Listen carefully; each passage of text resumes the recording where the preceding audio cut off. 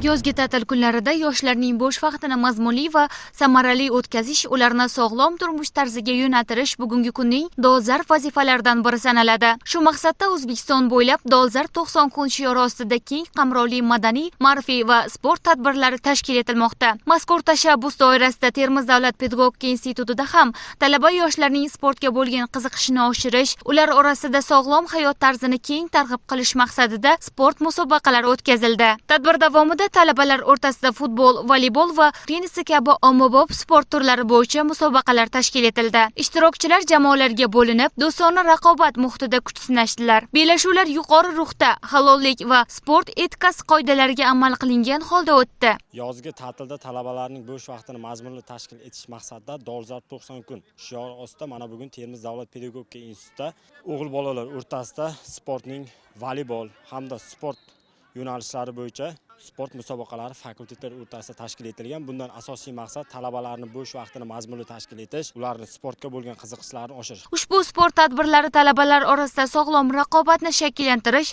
jamoaviylik, birdamlik va do'stlik kabi ijobiy fazilatlarni shakllantirishga xizmat qildi deyish mumkin. Shuningdek, bu kabi tashabbuslar yoshlarning bo'sh vaqtini mazmunli o'tkazish, ularning hayot tarzini faol va sog'lom bo'lishga xizmat qilayotgani bilan ahamiyatlidir.